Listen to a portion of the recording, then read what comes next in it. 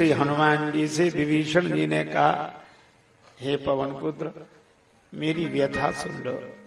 मैं यहाँ लंका में ऐसे रहता हूं जैसे 32 दांतों के बीच में जीभ। बड़ा बढ़िया उदाहरण दिया, और इस उदाहरण के द्वारा सहज किसी की भी व्यथा समझी जा सकती है, क्योंकि दांत और जीभ तो भगवान ने सबको दिए हैं। कोई पुस्तक पढ़ने की जरूरत नहीं है, किसी से पूछने की भी जरूरत नहीं है।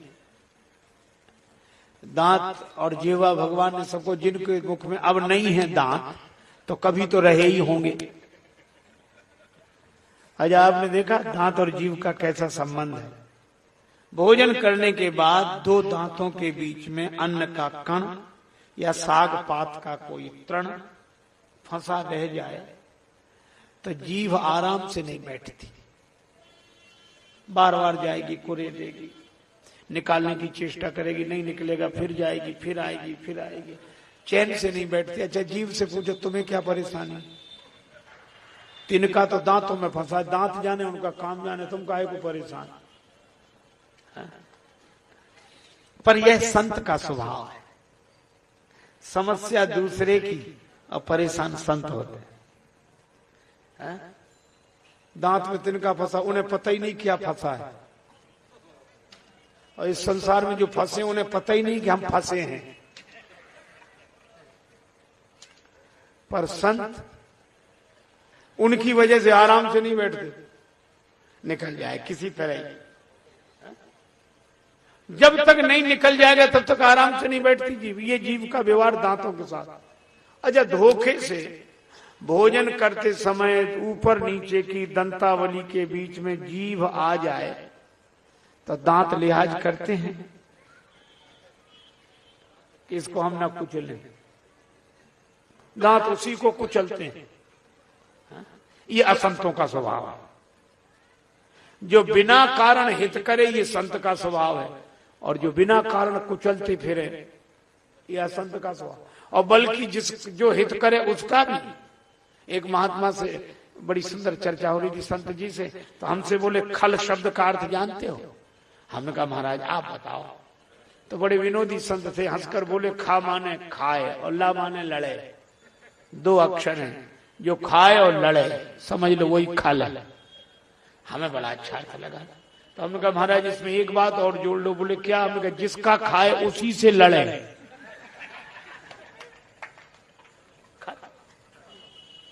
ये दांत ऐसे हैं महाराज, जो हित करे उसी को कुचलते हैं। विभीषण जी का भाव यह था कि हम इन राक्षसों का हित करते हैं, ये हमको ही कुचलते हैं। श्री हनुमान जी ने कहा कि विभीषण जी विचारे मत बनो, जिम दशरथमा जी विचारे मत बनो, विचार करो। कहा क्या विचार करें? कहा ये बताओ मुंह में पहले जीभ आई कि दांत? का जीभ आई। का दांत बाद में आए। अच्छा, जीभ पहले आई दांत बाद में। अच्छा, अंत तक किसका भरोसा, दांतों का कि जीभ का? दांतों का कोई भरोसा नहीं, कब चले जाएं। क्यों नहीं रहा भरोसा? क्योंकि बचपन में एक बार आकर चले गए, तब से कोई ठिकाना नहीं रहा। पर जीव का तो है भरोसा। तो जो आदि में है और अंत तक रहे, ये दांत तो बीच में आए, बीच में ही चले जाएंगे, इनसे क्या परेशान होना। विभीषण जी बोले सो तो ठीक है, लेकिन महाराज जिस पे बीतती है उससे पूछो। ये कोमल मुलायम इन कठोर 32 दांतों का क्या बिगाड़ेगी?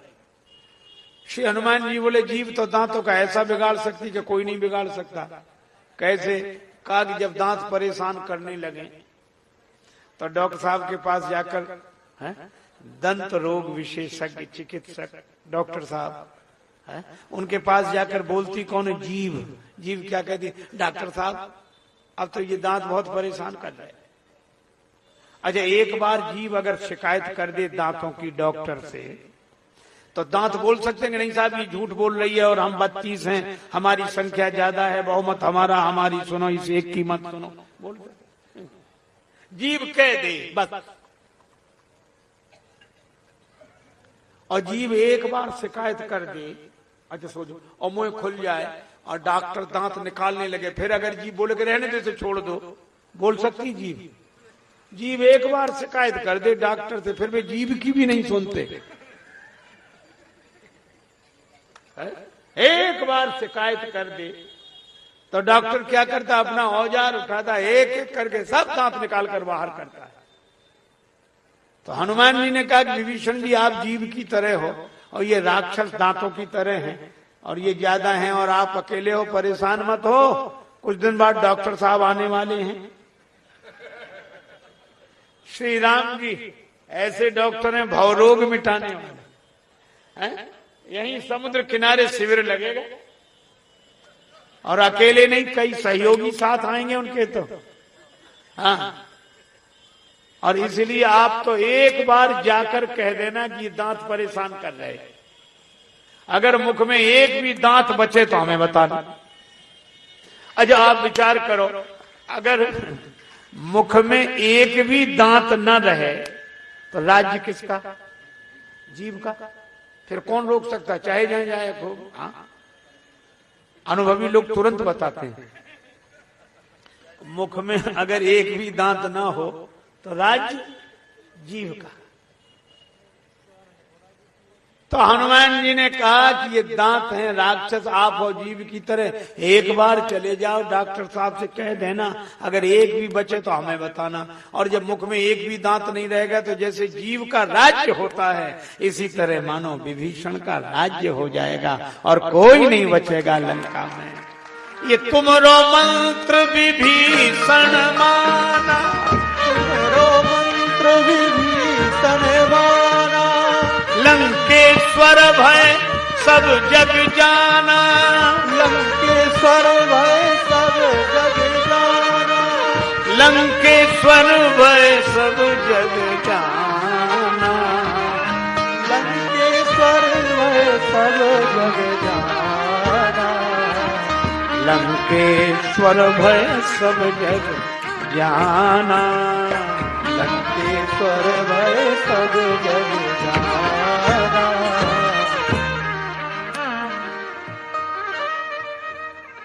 विभीषण जी बड़े प्रसन्न हुए। श्री हनुमान जी ने कहा विभीषण जी, एक कमी आपके जीवन में और एक कमी हमारे जीवन में। विभीषण जी ने कहा हमारे जीवन में तो कमियां ही कमियां, आपके जीवन में क्या कमी? विभीषण जी से श्री हनुमान जी ने कहा कि नहीं, हमारे जीवन में भी कमी है।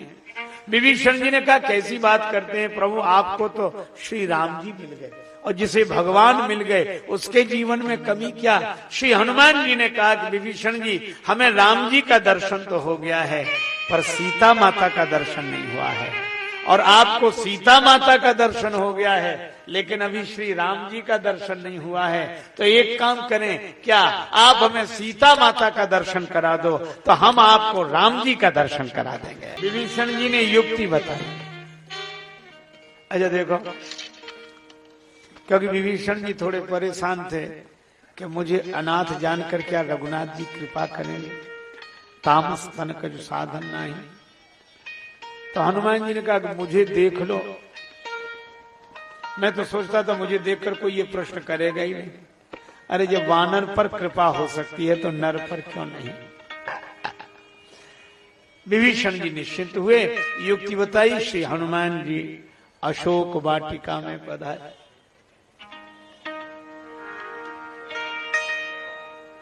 तरु पल्लव महा रहालुकाई,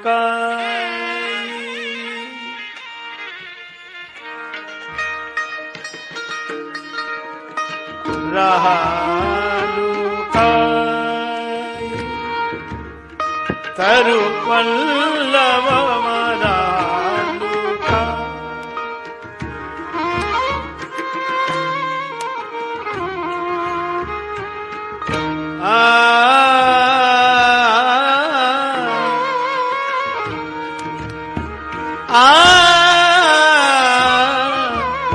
तरु पल्लव मरालुका।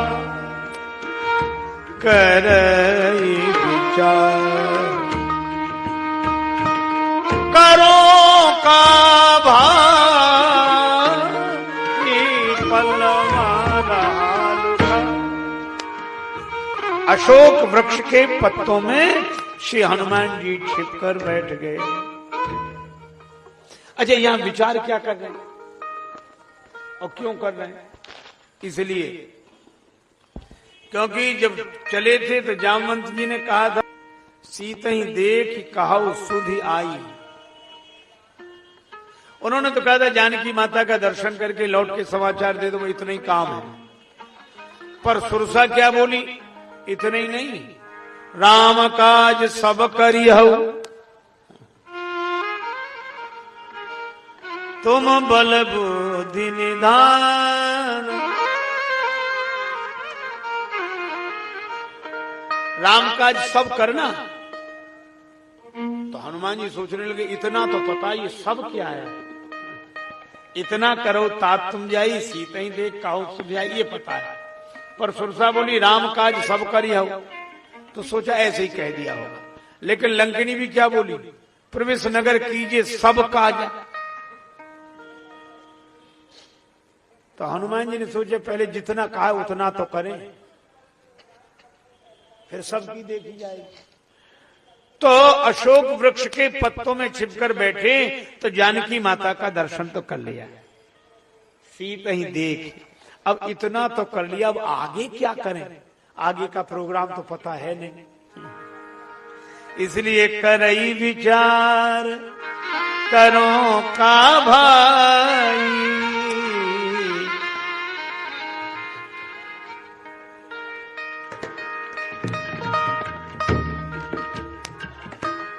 करई विचार करो का भाई, करई विचार करो का भाई, करई विचार करो का।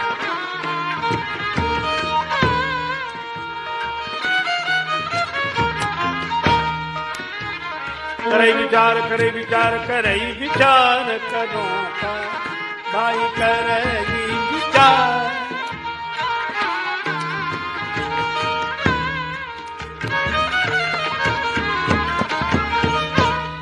अवसर पावन आवा संगना बहु किए बनावा बनावा बनावा करई विचार। कुछ बातें और बस। उसी समय रावण आया, ये बना हुआ है बहु किए बनावा बहुत। श्री सीता माता से यही कहा,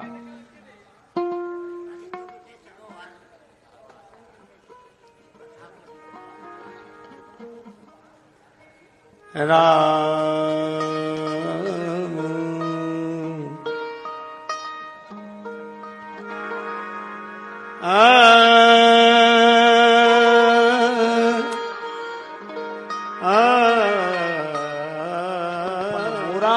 एक बार बिलोक मम ओरा, ये मंदोदरी आदि रानियों को तुम्हारी दासी बना दूंगा।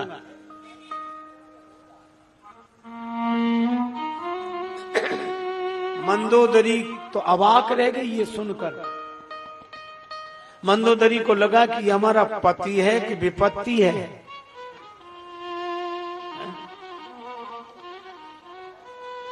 लेकिन सीता माता ने दृष्टि उठाकर भी नहीं देखा और वही कहा जो एक अधम से कहना चाहिए, अधम लज्ज लाज नहीं तो ही सठ सुने हरि आने मोहि।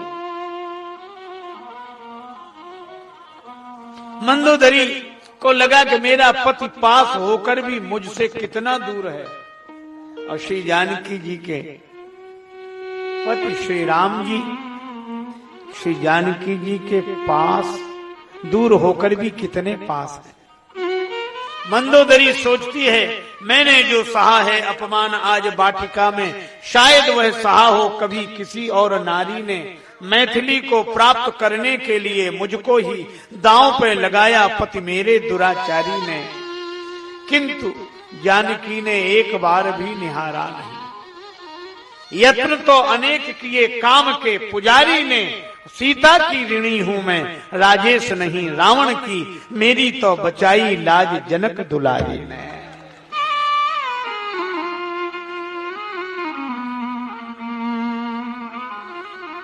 लेकिन यह प्रसंग एक और उपदेश देता। रावण तो डरा धमका के चला गया, 1 मास की अवधि देकर चला गया, पर श्री सीता जी को दुख हुआ।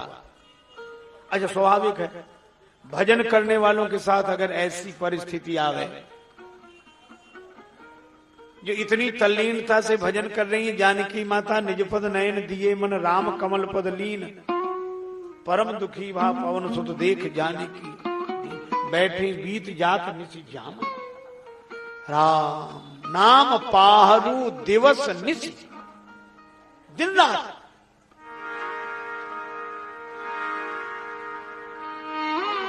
और ऐसी परिस्थिति आवे तो कौन भजन करेगा, क्यों करेगा? लेकिन यह प्रसंग एक संकेत और देता, वही सुनो। क्या? अच्छा, एक बात बताओ, श्री सीता जी के सामने रावण आया, लेकिन रावण पहले आया कि हनुमान जी पहले आया?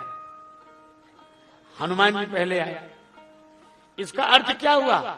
इसका अर्थ यह है कि भगवान के नाम का आश्रय लेने वाले भक्त के जीवन में विपत्ति बाद में आती है, भगवान की कृपा पहले आ जाती है, भगवान का अनुग्रह पहले आ जाता है। हनुमान जी पहले आए, रावण बाद में आया। लेकिन समस्या यह होती है, हनुमान जी छिपे हैं अशोक वृक्ष के पत्तों में, सिर के ऊपर हैं और रावण सामने खड़ा है। यही कठिनाई है कि परिस्थिति सामने होती है इसलिए दिखाई पड़ती है, पर कृपा सिर पर होती है इसलिए दिखाई नहीं पड़ती। वह छिपी हुई होती है पर होती अवश्य है, इसलिए निराश न हो। मन सीताराम सीताराम रट रे, तेरे संकट जाएंगे कट रे। मन सीताराम सीताराम रट रे, तेरे संकट जाएंगे कट रे।